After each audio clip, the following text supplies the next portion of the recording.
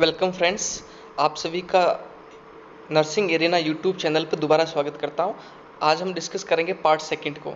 Part second में question number 51 ये है, विच nursing intervention should the nurse implement after right femoral artery catheterization? A. Perform passive range of motion exercise. B. Assess the client's renal status. C.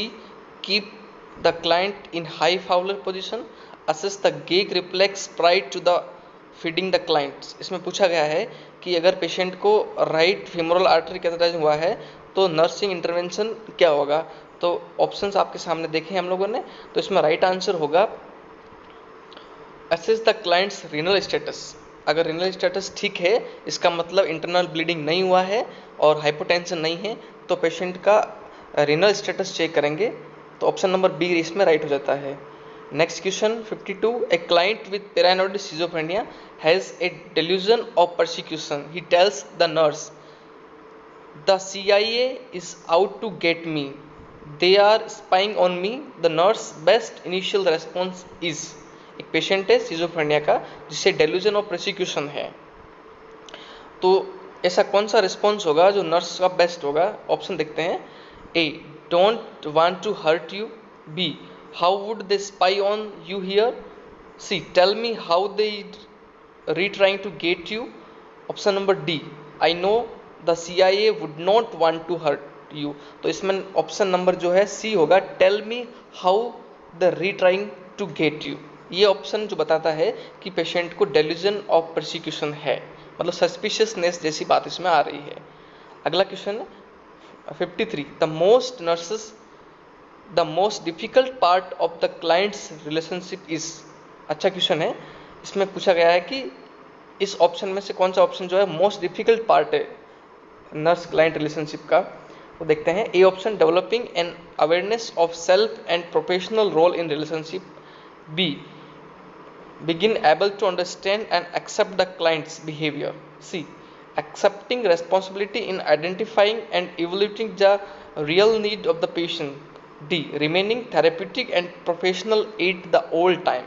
तो इसमें सबसे most difficult part जो है वो option number D है, remaining therapeutic and professional at all times. Next question number 54, in helping the resolve a crisis situation it is most important for the nurse to. मतलब crisis situation है जिसे resolve करना है, इसमें से most जो है इंपॉर्टेंट पार्ट कौन सा है नर्स के लिए, वो देखते हैं। A. Meet all developing needs. B. Encourage socialisation. C. Support ego strength. D. Involve the persons a therapy group. The right answer is C, support ego strength. ये सबसे इंपॉर्टेंट पार्ट है।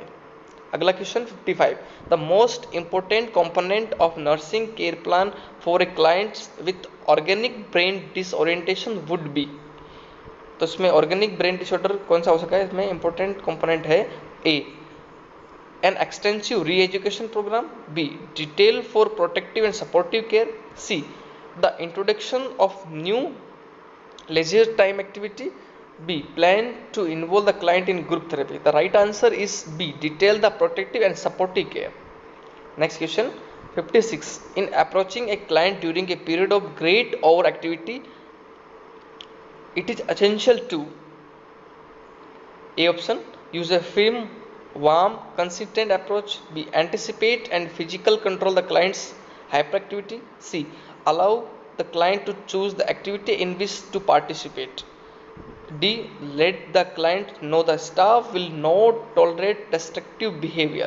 तो इसमें जो है और एक्टिविटी को कैसे कंट्रोल करेंगे, तो राइट आंसर है यूज ए फर्म, वार्म, कंसंट्रेट अप्रोच। जिससे क्या होगा, पेशेंट जो है काम होगा और हम उस चीज़ को जो है उसको प्रोवाइड कर सके जो भी केयर है। Next question 57, the defence mechanism in which emotional conflicts are expressed through motor, sensory और somatic disability is identified as a। ये एक डिफेंस मैकेनिज्म क्वेश्चन है। अगर हम किसी भी इमोशन को शो कर रहे हैं मोटर, सेंसरी और सोमेटिक डिसेबिलिटी, तो किस तरह का होगा। ऑप्शन देखते हैं।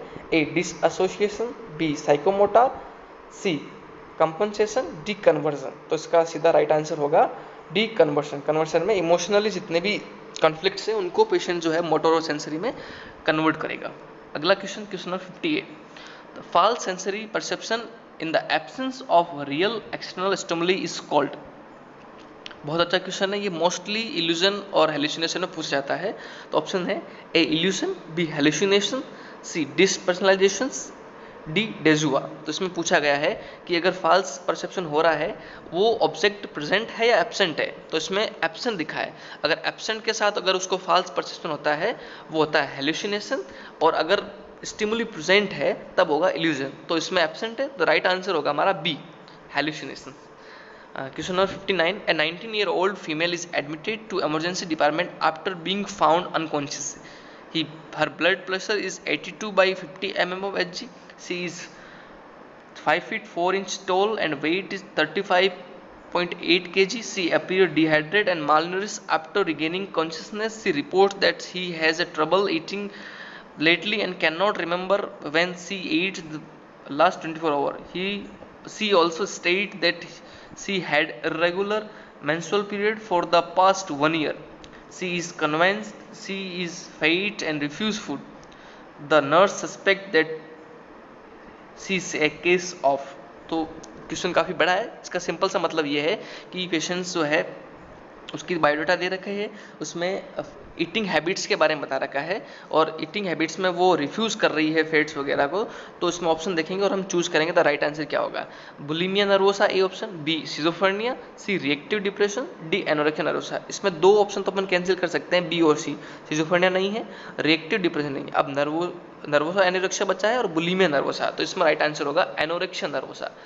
और बुलिमिया नर्वोसा मतलब ये होता है कि पेशेंट्स एक्सेसिव ईटिंग कर लेता है, बाद में वो जो है उसको डीएक्टिव करता है, या तो वोमिटिंग करता है या लैक्टोलोज वगैरह सिरप लेके उसे डायरिया के थ्रू बाहर निकलता है। तो इसमें ऑप्शन होगा एनोरेक्सिया नर्वोसा, क्योंकि पेशेंट जो है फूड को खाने से रिफ्यूज कर रहा है। Next question, the nurse demonstrate active listening by. Nurse जो है एक्टिव लिसनिंग को कैसे डेमोस्ट्रेट करेगी। Option number A agreeing with the clients, b repeating everything the clients say to clarify, c assuming a relaxed posture and lean toward the client, smiling and nodding continuously throughout an interview।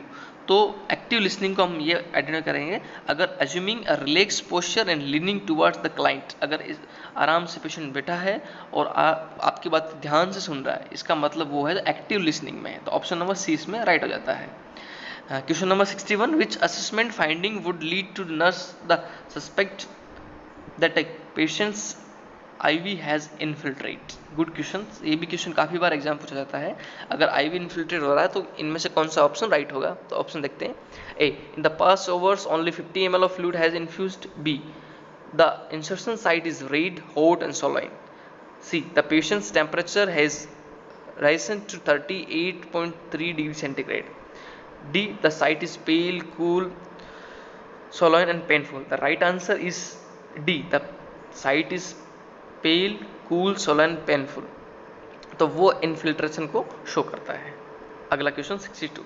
What type of authority regulate the practice of nursing? इनमें से कौन सी authority है जो nursing practice को regulate करती है। A international standard of and codes, B federal guidelines and regulation, C state nursing practice act, D institutional policy. तो state policy है वो रेगुलेट करती है, तो ऑप्शन नंबर सी राइट होता है, स्टेट नर्सिंग प्रैक्टिस एक्ट। अगला question 63. Which of the following is not a feature of HELLP syndrome, HELLP। तो हेल्प सिंड्रोम किसमें जो है फीचर नहीं है, इसमें नोट पूछा है। Option number A thrombocytopenia, B eosinophilia, B rise liver enzyme, D haemolytic anaemia. तो हेल्प सिंड्रोम हमें देखने को मिलेगा एक्लेम्सिया प्रीक्लेम्सिया में। तो इसमें हेल्प की फुल फॉर्म होती है हिमोलाइसिस, एच का, ई का एलिवेटेड लिवर प्रोटीन, एलपी का है लो प्लेटलेट्स काउंट। तो इसमें सारे ऑप्शन थ्रोम्बोसाइटोपिनिया भी है, इओसिनोफिलिया भी है। तो इसमें ऑप्शन जो है वो कौन सा नहीं होगा, इओसिनोफिलिया नहीं होगा। इओसिनोफिलिया मतलब जो है कि आरबीसी काउंट जो इंक्रीज है वो इसमें नहीं होती है। तो ऑप्शन नंबर डी नॉट पूछा है, तो राइट आंसर बी होगा। Question number 64. A 29-year-old primary gravida comes to the obstetrician for a prenatal visit. She knows that to be HIV positive. He also had asthma, for which she uses an inhaler. She has no non-drug allergy. Extensive counseling is given to her regarding vertical transmission of HIV to her baby. He is recommended to her that she take antiretroviral therapy during the pregnancy to decrease the vertical transmission rate. It is also recommended to her that she have a scheduled cesarean delivery. After consideration of these options, the patients choose not to be take the antiviral therapy and oppose for a vaginal delivery. Which of the following represent the approximately risk of vertical transmission of the women? काफ़ी बड़ा question है। इसका सीधा सा ये पूछा गया है कि अगर एक HIV मदर है और वो प्रेग्नेंट है तो वो इतना जानना चाहती है कि कितने % चांसेस हैं वर्टिकल ट्रांसमिशन के। तो ऑप्शन है 1.5, 8%, 25% and 100%। The right answer is 25% chances, option number C. Next question, a primary gravida at 37 weeks reported to labor room the central placenta previa with heavy bleeding per vagina. The episis was normal at the time of examination. The best management option for her. अगर mother है 37 week pregnant है, उसकी central placenta previa है और heavy bleeding हो रही है, fetal heart rate normal है, तो कौन सा मैनेजमेंट बेस्ट रहेगा? Option number A expectant management, B caesarean section, C induction and vaginal delivery, D induction and forceps delivery. The right answer is caesarean section, ये सबसे बेटर होगा। अगर vaginal करेंगे तो ब्लीडिंग के चांसेस ज़्यादा हैं। दूसरी चीज़ पेशेंट हाइपो चला जा सकता है, इसलिए सीजरियन सेक्शन बेस्ट है। और वेजाइनल डिलीवरी में इन्फेक्शन के चांसेस भी बहुत ज़्यादा बढ़ जाएंगे, तो ऑप्शन नंबर बी राइट है। 66 the first consideration in the treatment of placental abruption. तो सबसे पहला कंसिडरेशन कौन सा है प्लेसेंटल एब्रप्शन में? A immediate delivery, B administration of fibrinogen, C amniocentesis to establish diagnosis, D promote restoration of an effective circulation of IV fluid. तो इसमें directly answer बन जाएगा ए इमीडिएटली डिलीवरी। ऐसी कंडीशन में इमीडिएटली डिलीवरी ज़्यादा prefer करते हैं, जिससे मदर एंड बेबी दोनों को रिस्क कम हो जाती है।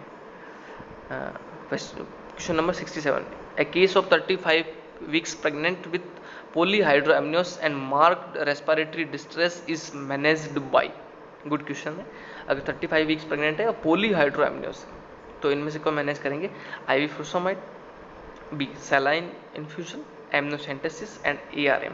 तो इसमें जो है कि पोलीहाइड्रोएमनियोस है और रेस्पिरेटरी डिस्ट्रेस कंडीशन में है, तो हमारा जो पहला गोल होगा एमनियोटिक फ्लूइड को कम करने का होगा। तो क्या करेंगे? ऑप्शन नंबर सी चूज करेंगे। एमनियोसेंटेसिस मतलब होता है कि it is a invasive procedure. इसके अंदर से क्या होता है कि हम एमनियोटिक फ्लूइड को जो एक्सेसिव है उसको बाहर निकाल लेते हैं। Question number 68, which of the following is commonly seen in the foetus with congenital CMV infection?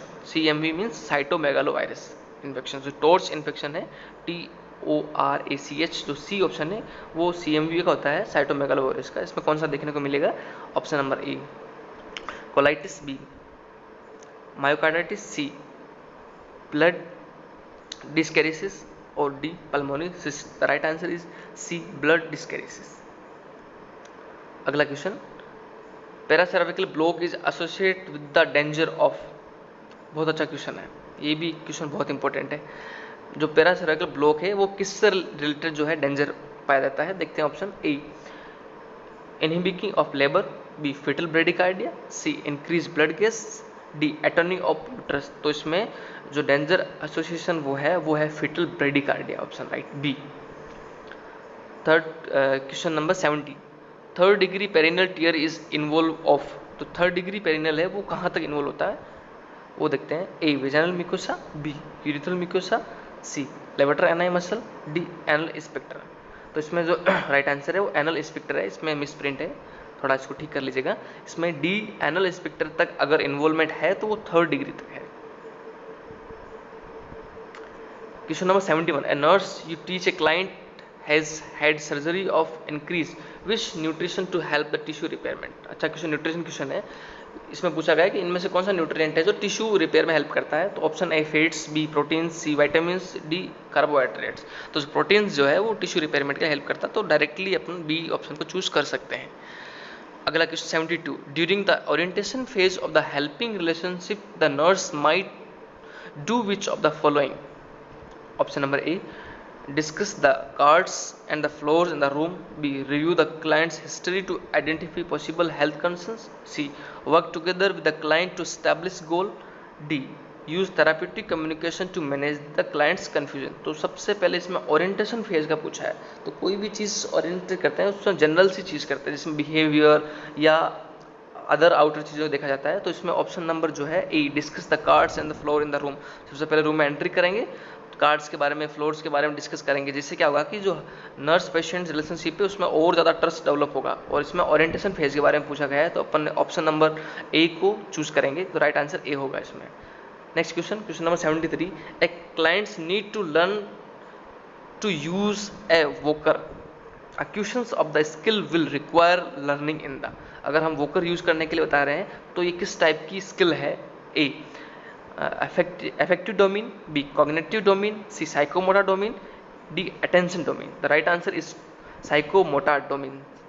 Psychomotor domain, psycho related to the brain, motor to the muscle activity. तो इसमें बैलेंस भी देखना पड़ेगा सीखने के लिए, और मोटर एक्टिविटी मसल्स कोऑर्डिनेशन भी होना चाहिए, इसलिए साइकोमोटर बोथ दोनों कॉम्बिनेशन में डोमेन है वो यूज कर पाएंगे हम इसको। Question number 74, the nurse plan to teach a client about the important of exercise. Nurse जो है एक्सरसाइज के इंपोर्टेंट बता रहा है। A, when they are visitor in the room. B, when the clients plan medication are working. Just before lunch when the clients is most awake. When the clients talking about current stresses in her or his life. The right answer is C, just before lunch when the client is most awake and alert. इस time में lunch से थोड़ा पहले, और इसमें जब patients active हो, awake हो, जिससे क्या होगा इंजुरी के चांसेस भी कम है और एक्सरसाइज अच्छे से परफॉर्म कर पाएगा। तो इसमें राइट आंसर सी होगा। अगला क्वेश्चन है 75, the nurse ask the clients how do you feel about your self. The nurse is assessment the clients. अगर नर्स ऐसा पूछ रही है कि आप अभी कैसा फील कर रहे हैं अपने आप में, तो ये किस तरह का असेसमेंट है? तो ए, आइडेंटिफाई कर रहा है, B, self esteem, D, body image, D, role performance. The right answer is self esteem. अगर खुद के बारे में पूछ रहा है और पेशेंट अच्छे से आंसर दे पा रहा है तो वो सेल्फ स्टीम के अंदर आता है, तो अपन बी ऑप्शन चूज करेंगे। अगला 76, health is a state of complete physical, mental and social wellbeing and not merely the absence of disease and infirmity. This was stated by. ये एक डेफिनेशन है जो अपन शुरू से पढ़ते आ रहे हैं, जो हेल्थ की डेफिनेशन है, और हेल्थ की डेफिनेशन दी किसने है? तो option United Nations, B, National Institute of Health, C, National Linkage of Nursing, D, World Health Organization. तो ये डेफिनेशन हेल्थ की है, वो वर्ल्ड हेल्थ ऑर्गेनाइजेशन दी है, तो ऑप्शन नंबर डी इसमें राइट है।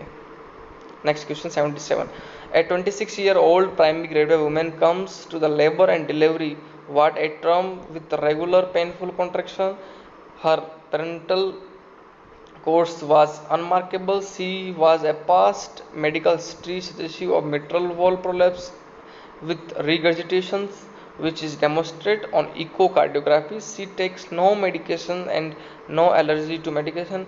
Examination show that her cervix is centimeters dilate and the fetus is in vertex presentation. The fetal heart rate is reassuring. Which of the following is most appropriate management of the woman? तो काफ़ी बड़ा question है इसमें। तो patient जो है वो regular contraction है, प्राइमरी ग्रेविड 26-year-old है, और हिस्ट्री है उसकी मेडिकल रिगर्जिटेशन की, मिट्रल वॉल्व की। मेडिकेशन अभी कुछ नहीं ले रही है, इको में ये फाइंड आउट हो चुका है, और सर्विक्स जो है डायलेट हो चुकी है, फीटस वर्टेक्स प्रेजेंटेशन में है, फीटल हार्ट रेट भी सुनी जा रही है। तो कौन सा अप्रोप्रिएट जो है मैनेजमेंट रहेगा इसमें? तो ऑप्शन नंबर है administer intervention antibiotic throughout labour. B, administer intervention antibiotic 30 minute prior to the labour. Administer intervention antibiotic after the cord clamps. Antibiotic prophylaxis is not necessary. अगर option को गौर से पढ़े तो किसी प्रकार का कोई इन्फेक्शन नहीं है, ठीक है, तो इन्फेक्शन नहीं है, तो चारों ऑप्शन में एंटीबायोटिक का दिया गया है, तो एंटीबायोटिक का इसमें कोई भी रोल नहीं है। अगर हम शुरू के 3 ऑप्शन देखेंगे तो इसमें एंटीबायोटिक का रोल दे रखा है, जबकि इसमें एंटीबायोटिक नहीं देते हैं। और ऑप्शन नंबर 4 है, उसमें लिखा है एंटीबायोटिक का नीड नहीं है, तो अपन डायरेक्टली डी ऑप्शन को चूज करेंगे जिसमें एंटीबायोटिक का कोई रोल नहीं है। अगर इन्फेक्शन होगा तो एंटीबायोटिक देंगे, बाकी एंटीबायोटिक कोई तरह की नीड इसमें नहीं है। अगला question 78, the the reason of using the parenteral route to administer medication include. तो इसमें पूछा गया है कि अपन पेरेंटल रूट क्यों यूज करते हैं। A option, parenteral medication have a longer duration of action that an oral medications, it is least expensive method, b it is easier to measure an accurate dose, d parental route allow more rapid absorption than oral route। तो इसमें directly अपन option D choose करेंगे क्योंकि parental root जो है directly blood mix होता है, ठीक है, तो इसमें डिस्ट्रीब्यूशन होने के स्पीड है वो ज़्यादा है और एब्जॉर्प्शन होने का भी ज़्यादा है, तो इसलिए हम पेरेंटल रूट ओरल की बजाय ज़्यादा यूज़ करते हैं। ऑप्शन नंबर डी इसमें राइट है। अगला question 79, pulse oximeter is used to, simple question है, पल्स ऑक्सीमीटर यूज क्यों करते हैं। A count the respiratory rate, B determine the amount of oxygen taken into the lungs, C measure CO2 in the bloods, determine the amount of oxygen carried in the blood। तो right answer होगा इसमें D, determine the amount of oxygen carried in the blood. तो blood में oxygen amount हम percentage में देखते हैं, साथ ही पल्स ऑक्सीमीटर जो है पल्स रेट भी दिखाता है, इसलिए इसका नाम पल्स ऑक्सीमीटर है। ऑक्सीजन लेवल भी दिखाता है और पल्स भी दिखाता है, तो ऑक्सीजन लेवल अपन परसेंटेज में मानते हैं और वो पल्स रेट इसमें देख सकते हैं। Question number 80, when uterus is overstimulated by oxytocin, which of the following signs nurse can identify। अगर ऑक्सीटोसिन के थ्रू ओवर स्टिमुलेशन हो रहा है यूट्रस का, तो नर्स को क्या फाइंड आउट दिखने को मिलेगा। A option, weak uterine contraction prolonged to more than 90 second, in B increase labour pain with the bright red vaginal bleeding, C tetanic contraction prolonged for more than 90 seconds, D increase restlessness with pain. तो option number C इसमें right है, tetanic contraction prolonged for more than 90 second. अगर इसमें over activity होगा तो टिटेनियस sign आने लग जाएंगे और जो कॉन्ट्रैक्शन है उसका टाइम पीरियड जो 90 सेकंड से भी ज़्यादा है, मतलब 1.5 मिनट से भी ज़्यादा है। अगला question 81, after administering the furosemide to a 16-month-old child who has congestive heart failure, a nurse would accept to make which of the following observation। अगर एक बेबी है 16 मंथ का, अगर उससे कंजेस्टिव हार्ट फेलियर है और फ्रूसामाइड दे रहा, फ्रूसामाइड एक तरह का डायूरेटिक है, जिससे हम क्या ऑब्जर्व करेंगे कि ये जो मेडिकेशन वर्क कर रही है। ऑप्शन देखते हैं, A decrease in rhonchi when listening to breath sound, B A 20 mmHg decrease in systolic blood pressure and increase in apical heart rate, A 10 ml per kg increase in urine output. ठीक है, तो इसमें option देखेंगे कि congestive heart failure है, congestive heart failure का sign symptom में rhonchi sound भी देखने को मिलेगा। अगर रॉन्ची साउंड डिक्रीज हो रहा है, इसका मतलब कंजेस्टिव हार्ट फेलियर में जो पल्मोनरी एडिमा है वो कम हो रहा है और पल्मोनरी एडिमा कम होने के कारण जो रॉन्ची साउंड देखने को कम मिलेगा। तो ऑप्शन नंबर इसमें ए चूज करेंगे, A decrease in rhonchi when listening to breath sounds. Option number 82, question number 82, when feeding an 18-month-old child who 2 days after underwent a cleft lip repair, a nurse would offer liquid nutrition with a, अगर 18-month-old है वो cleft lip surgery से वापस post op में आया है, तो जो न्यूट्रिशन दिया जाता है लिक्विड वो किस तरह से दिया जाएगा या किस आर्टिकल्स के थ्रू दिया जाएगा। इसमें option number A plastic cup, B silastic nasogastric, C flexible straw, D rubber coated infant spoons. The right answer is D rubber coated infant spoons. इससे क्या होगा कि एयर लीक नहीं होगी, दूसरी चीज इन्फेक्शन चांसेस कम है, डायरेक्टली फीड कर पाएगा।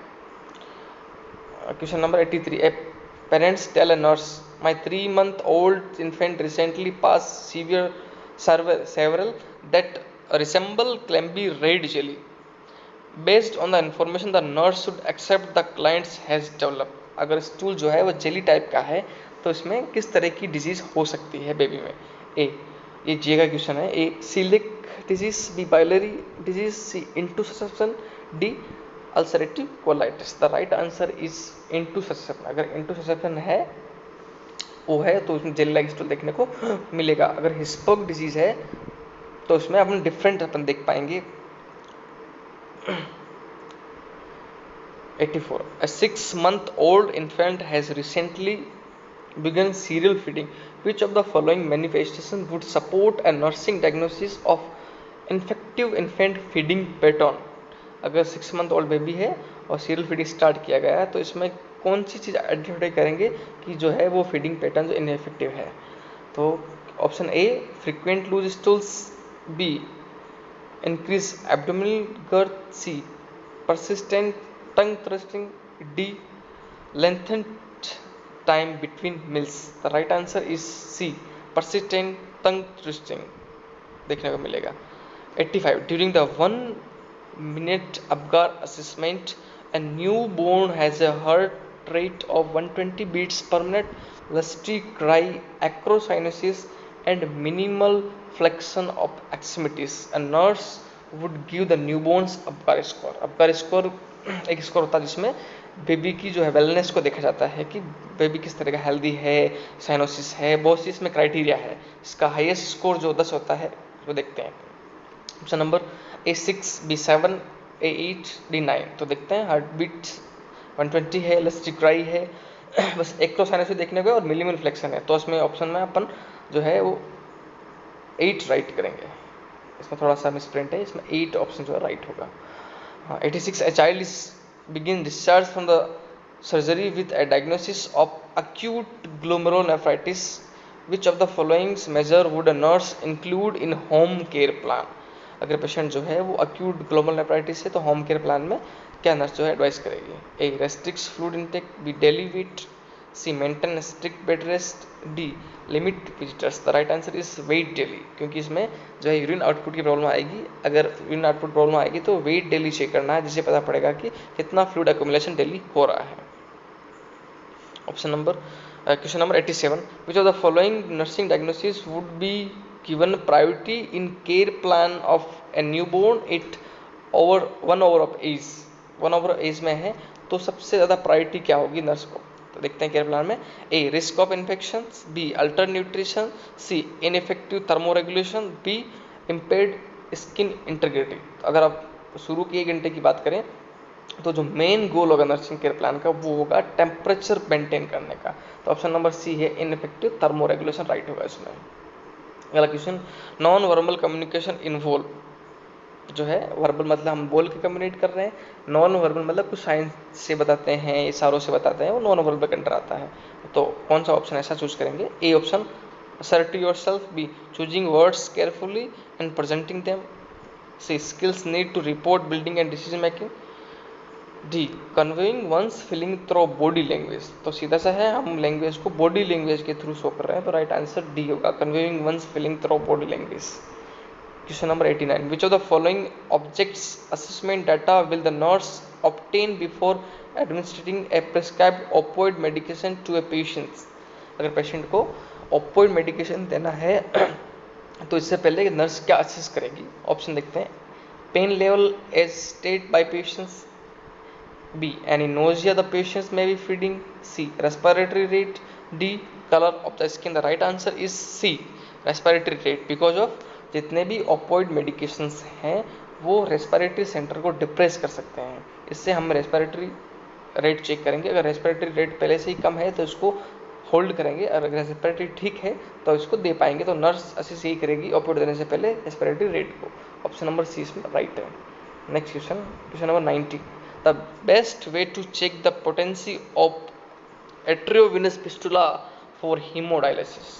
One of the most important questions. ये क्वेश्चन काफ़ी बार एग्जाम में देखने को मिला है और आगे भी देखने को मिलेगा कि हम फिस्टुला की पेटेंसी चेक करेंगे तो उसमें क्या देखेंगे. ऑप्शन देखते हैं. pinch the fistula and note the speed of filling on release. B. use a needle and syringe to aspirate the blood from the fistula. To check for the capillary refill for the nail buds on the extremity.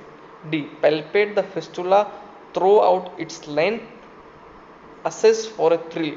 तो option number D इसमें right है कि fistula की size जितनी भी है पूरी fistula को फिल करेंगे और इसमें थ्रिल चेक करेंगे. अगर थ्रिल ठीक है तो मतलब फिस्टुला अच्छे से काम कर रहे हैं. तो ऑप्शन नंबर डी इसमें राइट है. Question number 91. A non-stress test is prescribed for a pregnant mother and nurse informed to women about the procedure. The nurse tell that. A.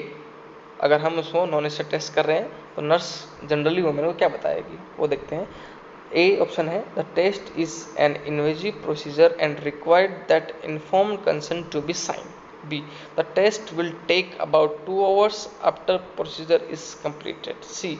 an ultrasound transducer that record fetal heart activity is secured over the abdomen where the fetal heart sound is heard most clearly. D. The fetus is challenged or stressed by uterine contraction to obtain the necessary information. तो ये एक तरह का non invasive procedure है जिसमें अपन USG का belt जो है वो फीटल हार्ट रेट जहाँ ज़्यादा फील होती है वहाँ करते हैं और फीटल हार्ट रेट को मेजर करते हैं या उसकी जो है कितनी लेंथ से हो रही है वो सब चीज़ में देखते हैं। तो ऑप्शन नंबर सी इसमें राइट होगा, option number C. Question number 92, which of the clients would the nurse identify is being at the greatest risk for developing disseminated intravascular coagulation DIC। तो DIC के लिए ग्रेटर रिस्क इन ऑप्शन में से कौन सी है वो choose करना है। Option number A fourth gravida delivered 8 hours ago and has lost 500 ml of blood, a second gravida diagnosed with dead fetus syndrome, C. A primary gravida with mild preeclampsia, D. A primary gravida who delivered a 3.5 kg baby 3 hours ago। तो DIC develop होने के chances जब होते हैं जब still birth हो या dead foetus हो। तो डेड फीटस का ऑप्शन नंबर बी है, option number B and second gravida diagnosed with dead foetus syndrome, option number B right है इसमें। Question number 93, if the labour ends within 3 hours which 2 to 3 painful contraction it is called। अगर जो है labour शुरू से लेके and तक only 3 hours में और या 2 से 3 पेनफुल कॉन्ट्रैक्शन में पूरा हो गया है तो वो किस तरह का लेबर है। तो सिंपल सी डेफिनेशन है और वन लाइनर क्वेश्चन है। ऑप्शन देखते हैं, A difficult labour, B precipitate labour, C prolonged labour, D normal labour. तो इसमें राइट आंसर होगा प्रेसिपिटेट लेबर। प्रेसिपिटेट लेबर की डेफिनेशन होती है अगर लेबर जो है स्टार्टिंग से लेके एंड तक विद इन 3 hours में पूरा हो गया है वो भी 2 या 3 फुल पेनफुल कंट्रैक्शन से, तो उसको प्रेसिपिटेट लेबर बोल सकते हैं। तो ऑप्शन नंबर इसमें बी राइट होगा। Question number 94, a patient is experiencing which type of incontinence if she experiencing leaking urine when she coughing, sneeze or lips heavy objects. अगर कोई पेशेंट्स है वो कफिंग कर रहा है, स्नीजिंग और लिफ्टिंग के दौरान अगर यूरिन लीक हो रहा है तो ये किस तरह की लीकिंग है या किस टाइप का इसमें डिसऑर्डर है वो देखते हैं। ए ओवरफ्लो, बी स्ट्रेस, सी अर्ज, डी रिफ्लेक्स। तो इसमें ऑप्शन होगा स्ट्रेस, बी स्ट्रेस की वजह से ऐसा होता है। Question number 95, which of the following does not cross placenta. Pharma question है, अच्छा क्वेश्चन है। इनमें से कौन सा जो है वो प्लेसेंटा क्रॉस नहीं कर पाएगी। ए हिपरिन, बी मॉर्फिन, सी नैलोक्सोन, डी वारफरिन। तो इसमें राइट आंसर होगा हिपरिन, क्योंकि हिपरिन की मोलिकुलर साइज प्लेसेंटा के जो पोर्स हैं उनसे बड़ी होती है तो वो पोर्स में जो है एंट्री नहीं कर पाएगी। Option number A. Question number 96, which of the following vaccines is routinely given in the pregnancy. Simple सा क्वेश्चन है कि रूटीनली प्रेगनेंसी में कौन सी वैक्सीन देते हैं। A influenza, B oral polio, C tetanus, D rabies. तो टिटेनस के 2 dose लगती है, एक तो अर्ली प्रेगनेंसी में और एक उसके 1 महीने बाद। तो इसमें टिटेनस ऑप्शन सही होगा। Question number 97, an 8-year-old admitted to hospital in sickle cell crisis, appropriate nursing care during this period include.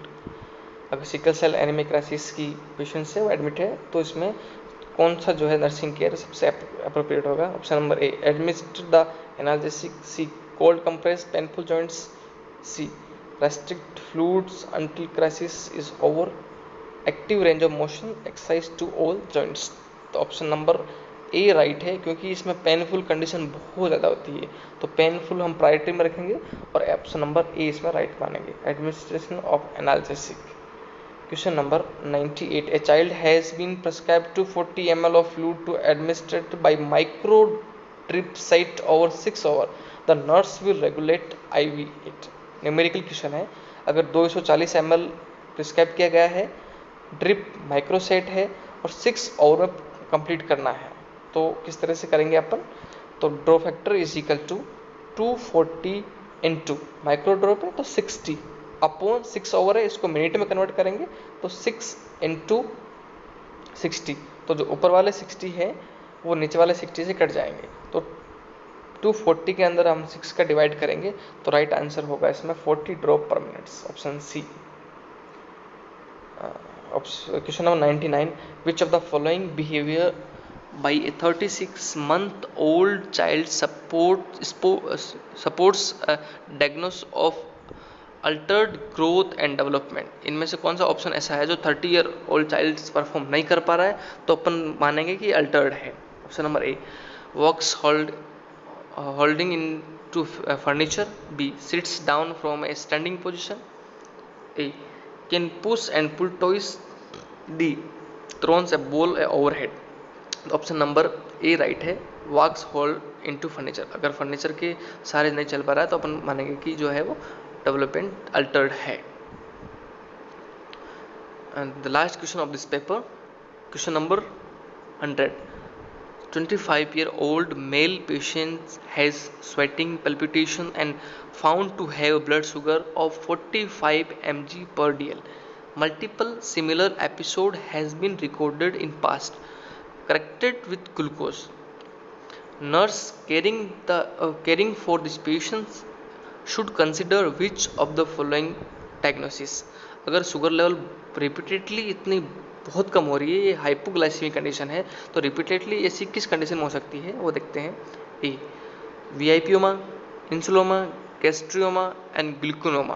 तो इसमें राइट आंसर होगा बी इंसुलोमा। इसमें इंसुलिन जो है वो एक्सेसिव अमाउंट में बढ़ता है, तो ये पेनक्रेसिंग की बीटा सेल का कैंसर हो सकता है। तो इंसुलोमा जो है वो कंडीशन में इंसुलिन ज़्यादा बनेगी, जिससे शुगर लेवल जो रिपीटेडली कम हो जाएगा। इस तरह से हम बठिंडा का क्वेश्चन पेपर देखे हैं। आप देख रहे हैं nursing arena YouTube channel. 100 question complete कर लिए हैं। मोस्टली क्वेश्चन को एक्सप्लेन अच्छे से किया है। आशा करते हैं आपको अच्छा लगेगा, ये आपके फ्यूचर के लिए बहुत हेल्प हो सकता है। इसी तरह के और क्वेश्चन के लिए, किसी भी तरह के मटेरियल के लिए जुड़े रहिए। इस चैनल को लाइक कीजिए, सब्सक्राइब कीजिए, शेयर कीजिए, कमेंट्स कीजिए। तो नर्सिंग एरेना टीम की तरफ से आप सभी का हार्दिक धन्यवाद। उम्मीद करते हैं हम नेक्स्ट जल्दी मिलेंगे। आपका host Abhishek. Thank you so much.